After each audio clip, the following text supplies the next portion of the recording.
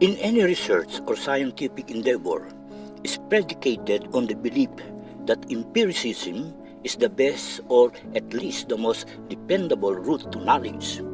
When we say a research or science is empirical, we mean it is based on observation.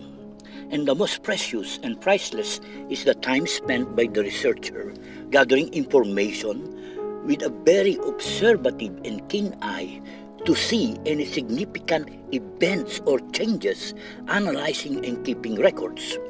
His observation is systematic and objective as possible, and supported by factual truth coming from the expert and authorities. As what I mentioned before, that even in my wildest dream that I will become a homeless person in the land of opportunities, the United States of America. My homelessness, after 7 years serving a church dying within, the MPD pastors dumped us like a used rags. Our reputation was destroyed, our dignity was stolen, including our intellectual properties. They say to it, I am totally destroyed, emotionally, mentally, financially, psychologically, and physically, once outside the Sambali Square church compound. Even my important journals and videos, I lost all of them. In my research in aquaculture and other research also, being a homeless person, who will believe to your extraordinary claims? But God's plan for me, only now that I fully understand. Many are called, but few are chosen.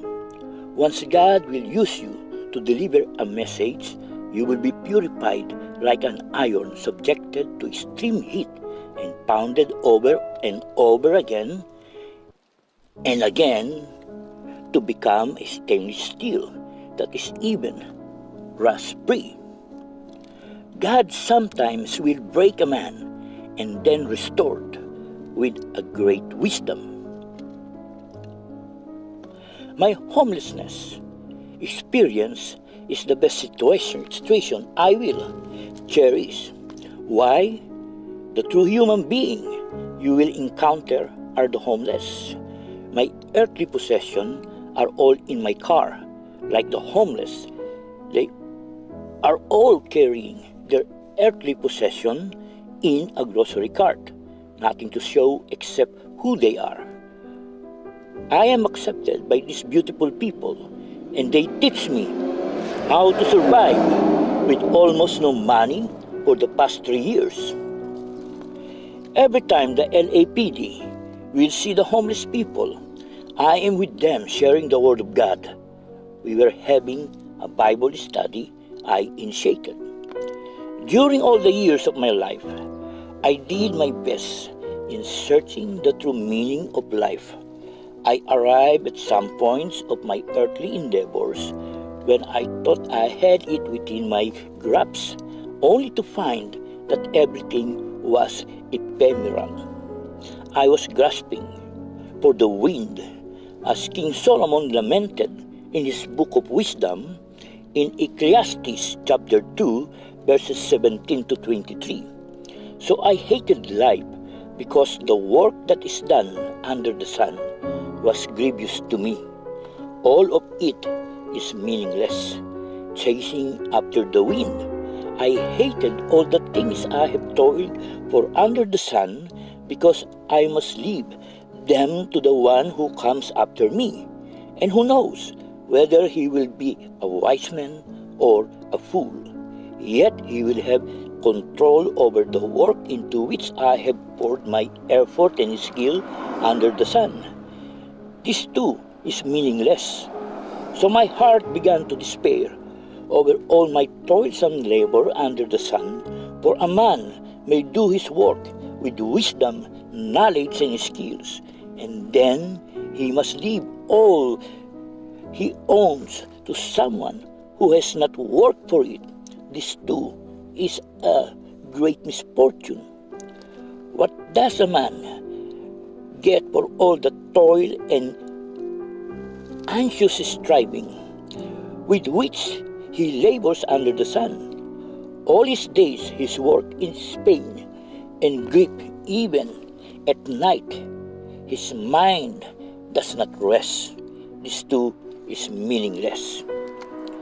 But since the day I received Jesus into my heart, I have learned that life is a walk with God, with His Spirit in me. I know I have discovered the pathway of endless blessings. Its day dawns with the freshness of His love and thrill of living by faith in Him, who is the way, the truth, the life, and every other day is a miracle, another chance for us to do good to our fellow men. I have learned that no matter how blessed I am with the goodness of God, I will encounter many things that try to hinder my having victorious life. However, I found out what was promised to us is an eternal life with Him in heaven. The parable of the salt and the light. A salt is useless if it's not a salt. A salt gives flavoring, and the light be a beacon of truth. Okay? From my Blano, Silito Cometa. This is what 2017 she wrote this to me, and this is what he had written. My most painful wounds came from and inflicted by men from the church.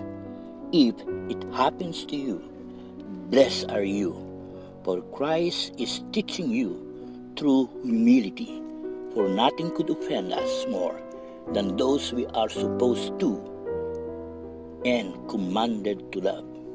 And then this is my reply. Thanks, Blano Silito Cometa. Like Jesus, while suffering at the cross and being mocked by the Jews, said, Father, why have you forsaken me? How painful the people you are saving are the one humiliating you. After serving the Sambali Square Church while helping them because the church is dying within, when those sociopaths isolated me in a small room for almost a year in the fellowship hall, only one or two checked if I was still alive. Some gave food in secret, and they were even stopped not to feed me. The food is kept in the refrigerator, where even trust. What a Christian character. Those sociopaths tried to break me physically and emotionally, but my faith is strong, and now these sociopaths are accountable to their actions. I have forgiven them already, but forgetting will not educate you. The best teacher is your experience. Don't forget, because same thing might happen again. Then those stupid, this sociopath, after isolating me in the video room, they realized I got an access to the most important tools I need in preparing a case against them. The computer with internet access. Again, they fabricated the case and furtherly humiliated me in the court of law. But God is good, it backfired, and the judge threw the case. However, those sociopaths even announced at the pulpit they won the case. What a character. My answer to UD was retaliation, and I told the judge the unit number 1 was my holding cell. They can have it in a heartbeat. I am free. So the judge advised, file another case against these people and get a lawyer. Again, I have 15 days to get all my personal properties, and this include my priceless journals in my research in aquaculture and videos, and left it rather than to be in my car while looking for a storage. But after 4 days, the sociopath started removing all my personal properties. What a character again. after I turned it over the room. Okay. By not respecting my rights to my personal property, I did not took anything.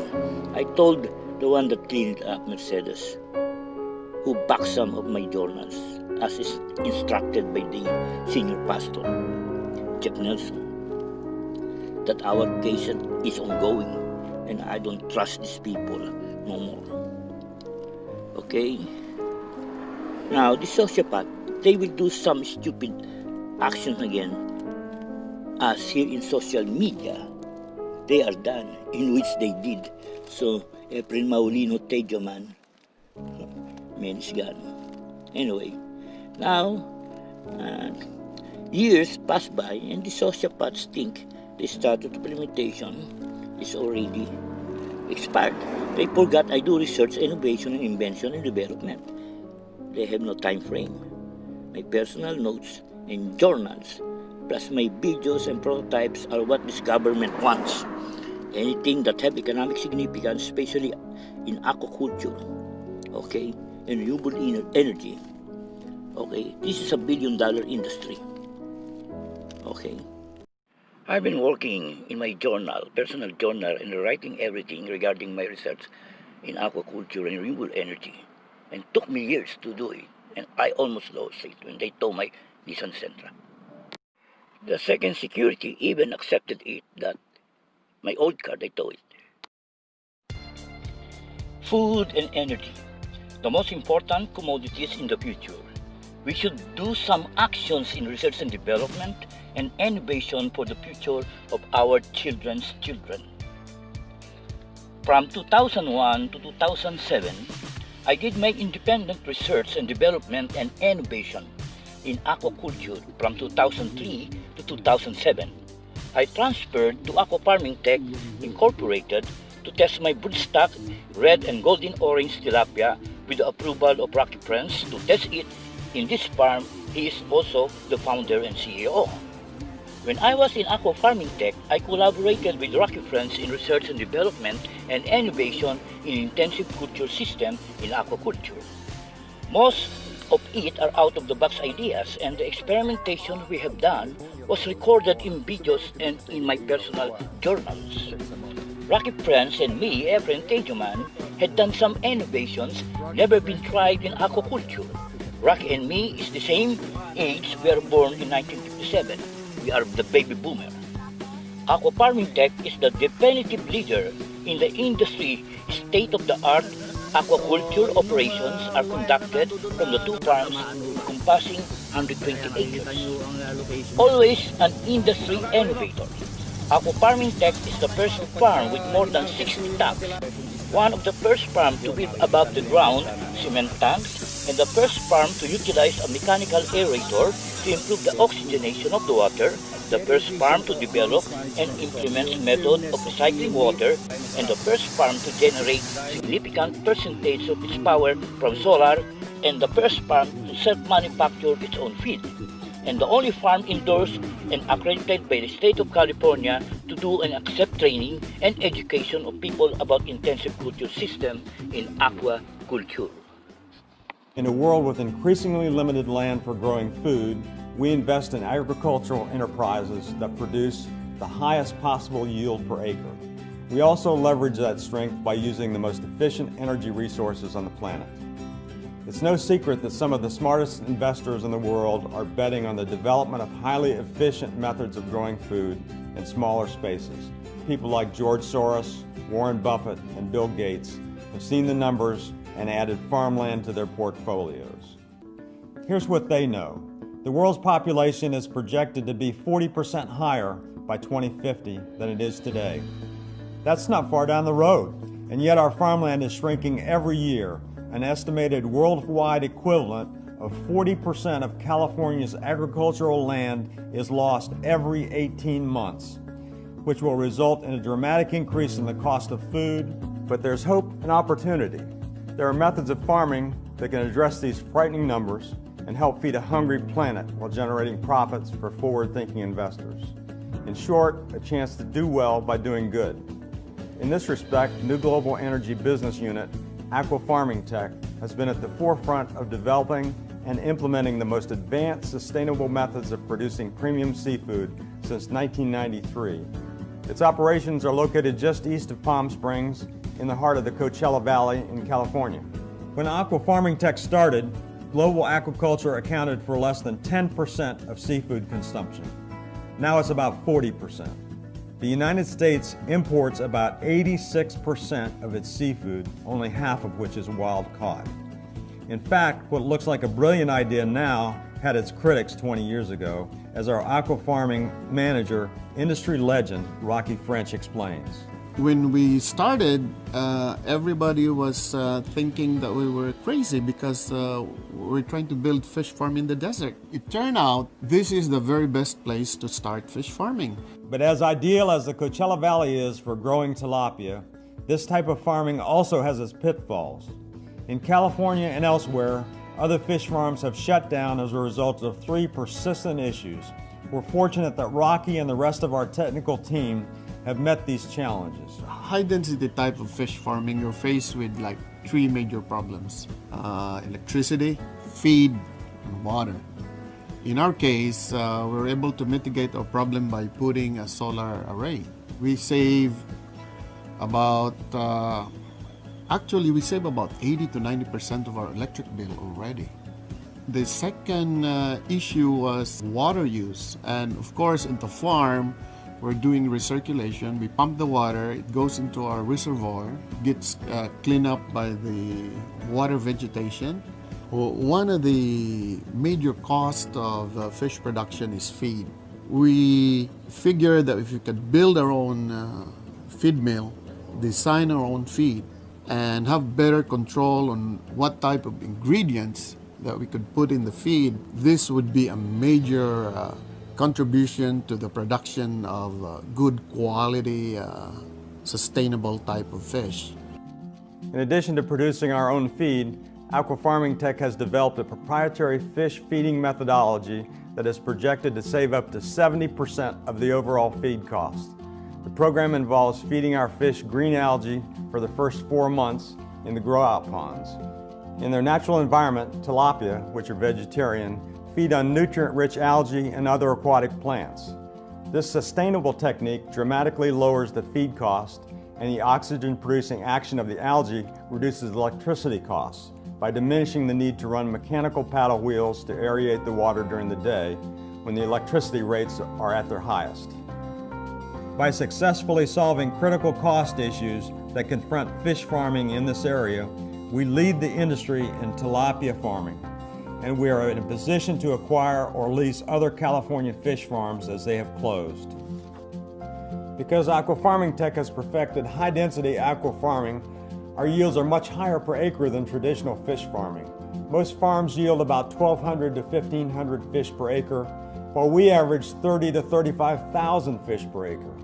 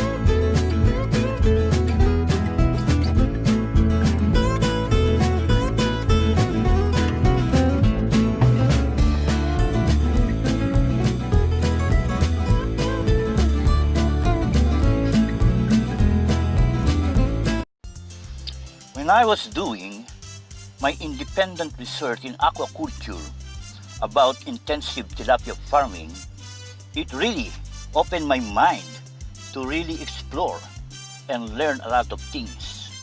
My ignorance is my best teacher.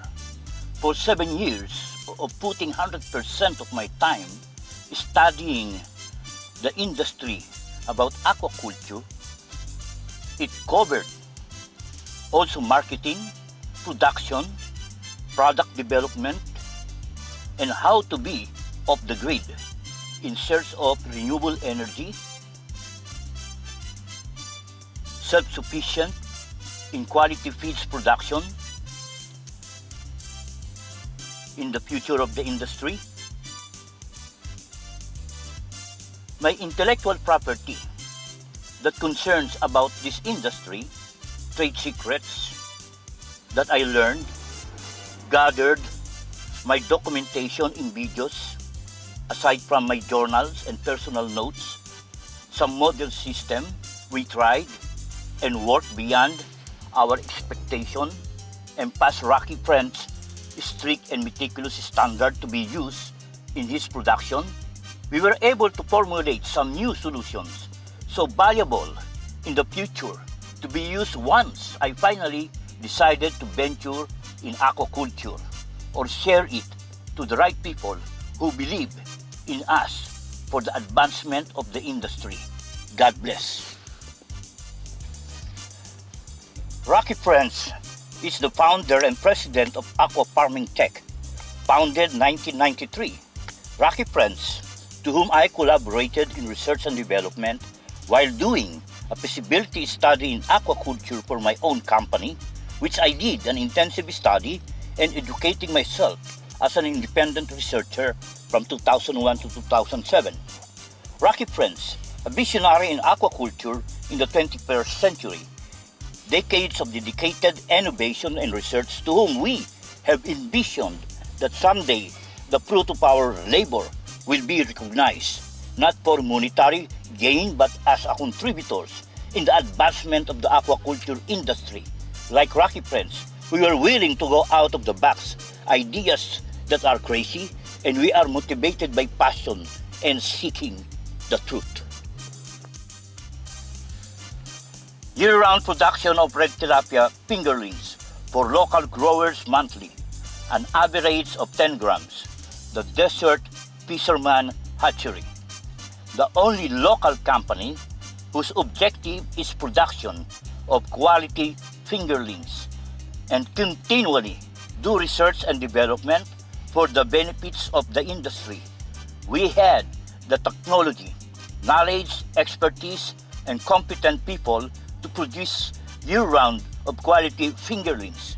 The company's vision is to be a team player to achieve the ultimate goal of creating a feasible operating system for industrialized tilapia farming, which will be the world standard tilapia, the fish that can feed the world. The first feeding miracle of Jesus Christ is the miracle of the 5 loaves of bread and the 2 fish. The live tilapia market. Only local supplier, no outside of states or foreign competitors, short of supply to meet the demand of the market. The demand is weekly, year-round, not seasonal. The average weight is 1 pound. 1 tilapia, 1 person. Tilapia growers are concentrated here in Coachella Valley because of geothermal source of water. They can grow tilapia year-round, and for the past decade, they are supplying weekly the local market. However, the local growers do seasonal spawning ever since tilapia farming was introduced here in California. The spawning season starts in February or early spring and ends in August. Most of the tilapia growers followed the pioneers. There is a massive production of fingerlings during spawning season and stand some to be your surplus for the rest of the year. The grow-out tanks of the farmers are in full operation year-round. For a small farm, this cannot be that much to fill the loss of the profit. For tilapia farmers who expanded their operations are the ones suffering because of the high cost maintaining their operations year-round, high cost of feeds, electric bills, plus price of live tilapia is not stable for the past. Complete video of intensive culture system in aqua farming. The video I created an overview of intensive tilapia farming. This was my concept. This farm do not exist. The video is not endorsing anybody or a product. It is pure for educational purpose. I asked the former president of American Tilapia Association, Mr. Ray DeWandel, for comments, as he was the one of the more knowledgeable people in the aquaculture industry and an authority on the subject 2006. He opined that the appropriate agency for distribution is the American Tilapia Association because it is beneficial to the aquaculture industry. Note, Google search will only endorse the most relevant and important topic in their first window from 1 to 20. Usually. Aquaculture, an overview of intensive tilapia farming in Coachella Valley, Riverside County, California, USA. Researched and written and narrated by Efren Tadiaman. No warranties. The viewers should be well aware that this documentation is just that an overview of tilapia farming in Coachella Valley, California, USA, and the videographer possibly documented for 4 years whatever he have observed and seen in the most objective and balanced manner possible. Accordingly, the videographer had spent a lot of time and effort researching and reading books, magazines, and articles about aquaculture, and the viewers may not rely on any statement in associated from this documentation as a definite opinion in or any given situation, or even to the scope of applicable aqua farming. Neither the videographer nor the distributor make any warranty that any information from this documentation is accurate or appropriate for any specific purpose or use. Any question should be consulted to any authority regarding aquaculture.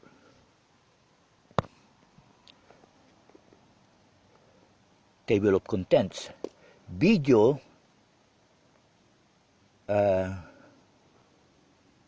is approximately 25 minutes, and these are the following topics. Number 1, Introduction to Intensive Culture System. Number 2, History and Origin of Tilapia, including classifications. Number 3, Natural Spawning and Morphology. Number 4, broodstock preparations and conditioning for synchronous spawning. Number 5, broodstock development, three-way crossing. Number 6, collections of eggs for artificial incubation. Number 7, hatchery.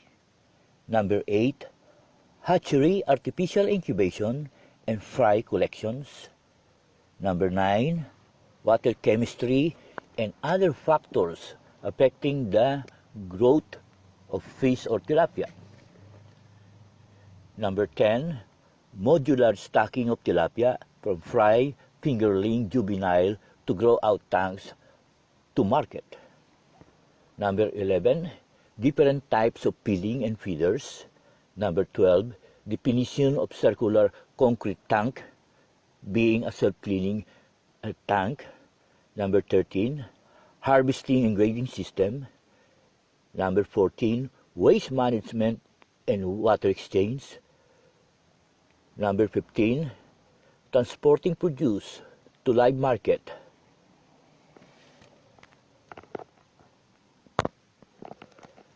Introduction. Intensive culture system requires relatively good, if not advanced technical know-how, highly skilled workers, good equipments and instrumentations, and a very good financial backup to sustain a high stocking density. Keeping and growing tilapia from fry to stacker size entails a lot of responsibilities, which means an expenditure of money but also time. Through continuous innovation and research, many problems are solved in intensive culture system, but greatly affected financially those privately funded commercial developments.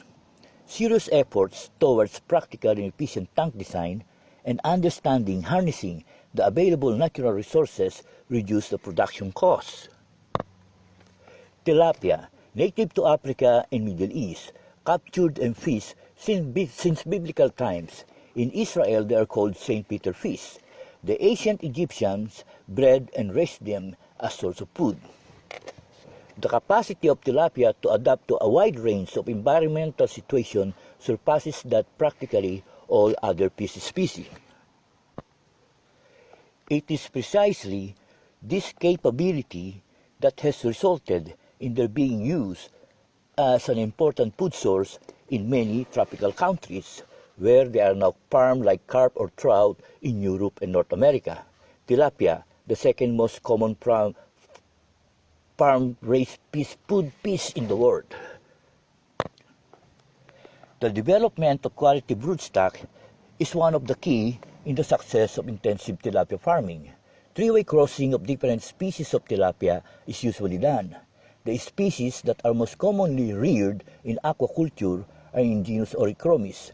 These include the Nile tilapia, Orychromis niloticus, the Mozambique tilapia, Orychromis mozambicus, the blue tilapia, Orychromis aureus, and Orychromis hornorum. The main objective of broodstock development is to tailor-fit it to the condition of the existing water of the farm, temperature, environmental and nutritional requirements to achieve the maximum growth rate from fry to stacker size the shortest time possible. Record keeping of the length-weight relationship, growth rate potential to age is a must to every farm. By religiously monitoring and recording this important data will be your barometer in the eggs production during spawning. In industrialized tilapia farming, breeders should produce uniform offspring, meaning like you are growing only one tilapia or two, which numbers in million. Male and female tilapia are meticulously inspected by the highly trained technician. The female tilapia are separated from the male and put into conditioning tank, thus triggering gonadal atresia. Being able to do synchronous spawning, production of eggs is maximized. Broodstock has always maintained on high protein diet to maintain production of quality eggs, thus resulting to healthy fry. Male tilapia begins courtship display in front of the female. Only the male takes an initiative in courtship, while the female plays merely a passive role. Female tilapia responded to courting. Male banded monogamous pair remain together until the fertilized eggs is picked up by the female, and the male tilapia will immediately look for another female and will readily mate again. Almost all tilapia are mouth brooders, where one of the parents takes up the eggs into its mouth for hatching. Cannibalism between fingerlings and fry are high among tilapia. The fingerlings will eat anything alive that is near, even fry. The female tilapia looks after the fry until they are able to swim around independently. The female tilapia will open her mouth as a refuge whenever any danger threatens the young. The spawning pond sex ratio is 1:3. Tilapia eggs are collected from the mouth of the female tilapia for artificial incubation. Bear in mind that production of eggs in intensive tilapia farming is stronger than grow out of tilapia. The accurate record of spawning are very important in investigating the environmental or behavioral requirements needed for successful production of eggs may depend on being able to replicate these special circumstances that trigger spawning are multifactorial, consisting perhaps of combination of factors such as water temperature, presence of natural food for the survival of the fry, photoperiod, and change in water chemistry. The female tilapia where eggs are collected are transferred to conditioning tank in preparation for another spawning. Reproductive success or hatchability must be done within the age classes and on peas of similar sizes. Breeders should produce 80 to 100% male offspring, and sex reversal should not be more than 20%. Tilapia hatchery. Collected tilapia eggs are immediately processed by highly trained technicians for artificial incubation. Environmental changes plays a diverse part in the levels of stress felt, and the acclimatization to hatchery water condition should be done gradually. Unwanted debris, scales, and fingerlings are carefully separated from the eggs and fry. Continuous supply of clean water with a constant temperature between 26 and 28 degrees centigrade is maintained within the hatchery. Hatched fry are carefully separated from the eggs before pouring the eggs on the incubator jar. The most common method of incubating tilapia eggs is in modified McDonald jar. The jar is a tube within a tube, designed to allow circulating water to enter the bottom of the jar to keep the eggs in circular motion, carrying eggs out of the jar. Newly hatched swim-up fry are carried out of the jar by the upwelling water currents. Unhatched and hatched eggshells are immediately removed to prevent any contamination of water, which will be the cause of disease. This to ensure the survivability of the newly hatched fry. Once the fry start feeding, they are fed with high-protein diet every 2 hours, and eaten food and waste are immediately removed from the tank. Fry are moved to 30-footer circular tank where natural food is also available. They are still maintained on high-protein diet. Water suitable for growing fish or tilapia is a complex soup consisting of gases, minerals, solids, and many different organisms. The combinations and proportions of these components and the resulting levels of, example, acidity, alkalinity, and hardness, salinity, and nitrogen for the type of fish you want to grow are vital for the long-term health of your tank. So managing the water chemistry of your tank involves first designing your tank from the outset with the correct basic materials and then what source of water you are going to use, the amount of water and its availability. And then monitoring water quality regularly so that you can spot and correct problems very early on. On this way, the fish or other inhabitants will not be subjected to any significant stress. It is true to say that the health of any fish is closely related to the health of its environment. The big circular tank, the water is aged, and natural food are cultured. Once the fingerlings reach the 10 grams weight and the length of 1 inch, they are weighed and sampled in preparation for transfer to grow-out tank. Same age and sizes should be observed, the date when it was transferred, and what tank should be recorded, and every 2 weeks the growth rate should be monitored. Acclimatization to the water condition and tank environment should be done gradually. This is an SOP in every transfer of fish. Fish, like all animals, require a well-balanced diet, including protein, carbohydrates, fats, vitamins, and minerals. In intensive tilapia farming, feeds, especially the high protein needed for growth from priority stacker size, comprises 30 to 60% of the total operating costs. By efficiently growing natural food that contains the much needed protein for growth, will greatly reduce the expenses for manufactured fish meals, especially the high protein feeds. Dissolved oxygen, pH, ammonia, and nitrates is checked daily, including the water temperature of the tank on different places. Feeding of supplemental protein diet is maintained every day to assure their target date of marketable size is achieved. Continuous supply of water coming from geothermal deep well is maintained. These are some of the environmental requirements needed by tilapia to stay healthy. Hard alkaline water, 250 milligrams per liter, calcium carbonate,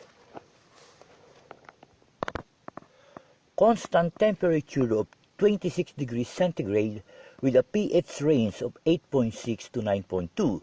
Remember that the grow-out tank used in growing fish in aquaculture has no or little ecosystem balance.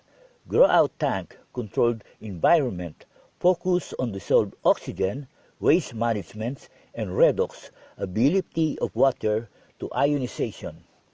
Stacker-sized tilapia are harvested and transferred to high stocking density circular tank. The stacker size are transferred to the grow-out tank for marketable size tilapia.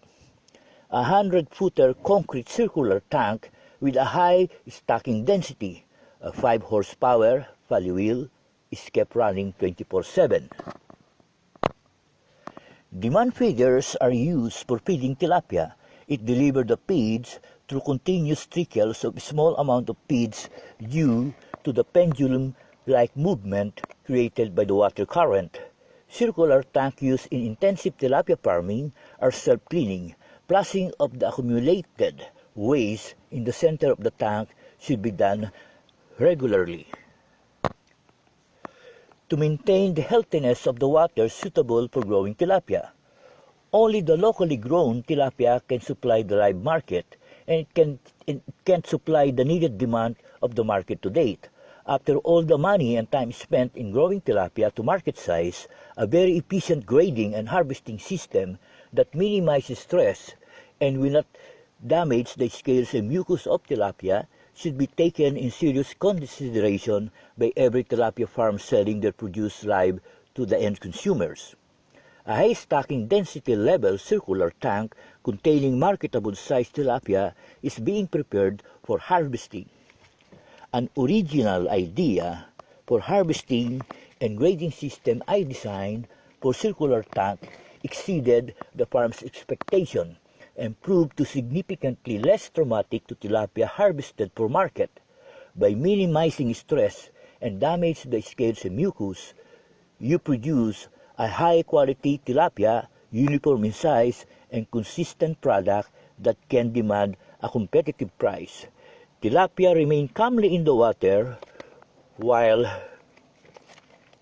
smaller fish swim through the smooth surface of the grading bars, and the marketable size just turn away, which do not scrape the scales and the mucus. The harvesting grading process need not be unduly stressful or physically traumatizing to the workers or tilapia. By taking control of the grading process, you deliver more fish because you can sort more tilapia with less time and labor. Do in few hours what took all day to do before. Holding tank for tilapia, ready for market. Early morning loading is done since water temperature is lower and favorable to fish. Transporting your produce to outlet can be extremely stressful. Water temperature, dissolved oxygen, and ionized ammonia, and other ways that may contaminate The quality of water inside your tank should be monitored. Transport tank should be always monitored along the way. Delivery of live tilapia to outlets is twice a week. You must have a very good transport system in your delivery. The storage system of live market in the United States is an aquarium. The outlet only orders the amount needed to be consumed 3 to 4 days. The total health, wholesome appearance, and survivability of tilapia inside the aquarium of the outlet where they display or produce will dictate its desirability to the end consumers. United States market was the most demanding consumers. They want a quality produce, tastier and safer fish to eat. The price they are willing to pay to ensure what they're eating is beneficial to their health and well-being. This video I created, an overview of intensive tilapia farming, is now endorsed by Google in their first window. The topic is intensive tilapia farming, all category. Before I uploaded this video in YouTube 2010 in my channel Efren 239, and now it's gone. So now it's there in the Desert Fisherman. I asked the former president of American Tilapia Association, Mr. Ray Wandel, for comment that he was one who was knowledgeable people in the industry and an authority in the subject 2006, and who opined that the appropriate agency for this video distribution is the American Tilapia Association because it is beneficial to the industry. So when we send this video to the American Tilapia Association, and there is a letter that was included in it September 4, 2008, and it says here, Mr. Bill Birano, President, American Tilapia Association, P.O. Box 1647, Pine Bluff, Arkansas 71613. Dear Mr. Birano, my name is Hector Kiambao. I represent Efren Maulino Tadiaman. He had conducted an independent research about intensive tilapia farming in Coachella Valley, Riverside County, California, and he has spent a total of 4 years reading books, magazine, and internet articles, personal research, experiments, and personally documented in video and comprehensive notes the hour-to-hour activities involved in intensive tilapia farming. He has done some innovative work in research and development of implements for the field as well as broodstock. In particular, he was able to develop a red tilapia in collaboration with Rocky Prince, the CEO of Aqua Farming Tech. This particular innovation was achieved with the contribution of Mr. Ray Wandel, the former president of American Tilapia Association, with his contribution of some fish stock while doing his research and studies regarding the Salton Sea species of tilapia. And he met Mr. Stratman, the Fish and Game Warden.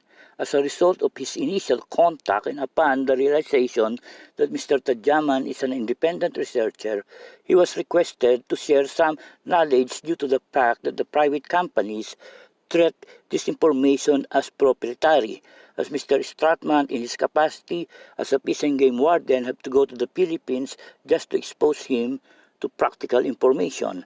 Mr. Efren Maulino Tadiaman made his first video about tilapia, intensive tilapia farming, in 2006.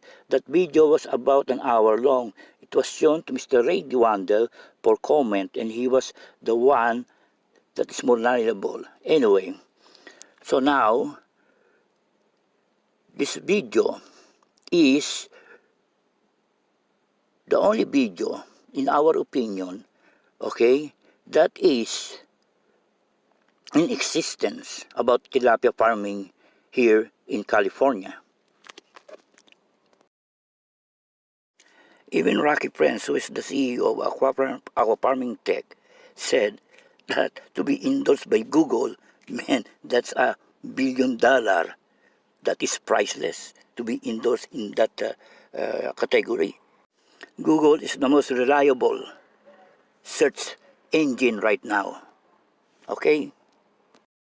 If I was not able to transfer it to desert fisherman, I lost everything. That is really unforgivable. Come on, man.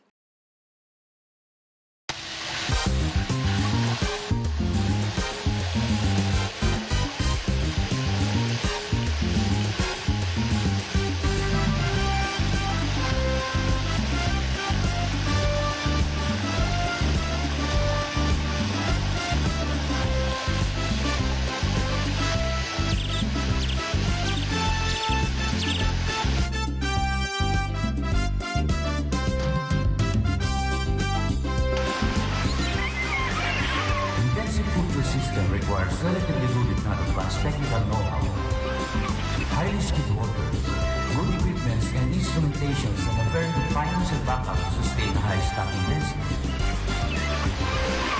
Keeping and growing tilapia requires a market size entails a lot of responsibilities, which means an expenditure not only money but also time. Through continuous innovation and research, many problems are solved in the intensive culture system, but greatly affected financially those partly funded commercial developments. Serious efforts towards practical and efficient plant design and understanding harnessing the available natural resources reduce the production costs.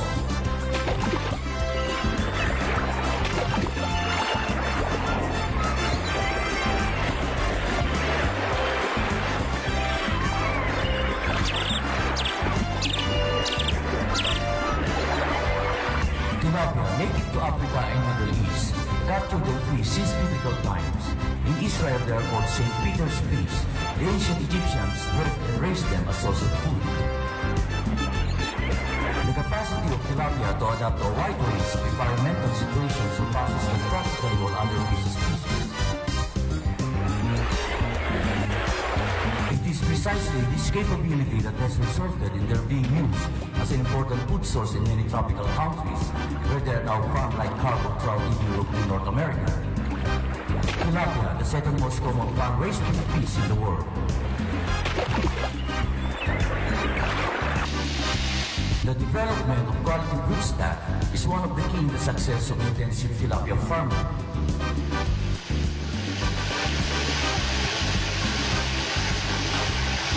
Three-way crossing of different species of tilapia is usually done.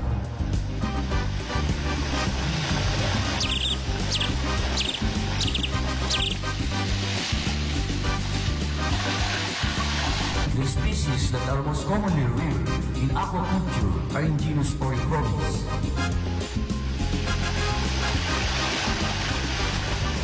These include the night tilapia, Orychromis niloticus, the Mozambique tilapia, Orychromis mozambicus, the blue tilapia, Orychromis aureus, and Orychromis hornorum. The main objective of broodstock development is to tailor fit the condition of the existing water of the farm, temperature, environmental and nutritional requirements to achieve the maximum growth rate from fry to status size the shortest time possible.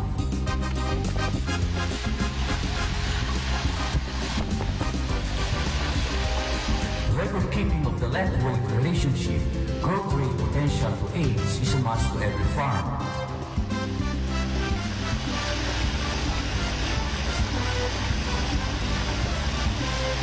By religiously monitoring and recording this important data will be your barometer in the eggs production during spawning. 2010, when I first created my first channel in YouTube, that is Efren 239. That is where I uploaded almost all my videos in aquaculture. However, and then I also uploaded most of our Bible study and the lectures in our Bible school also in my channel. And 2016, around 800 videos that I lost, because 2016 somebody said that there is some community guidelines that I violated.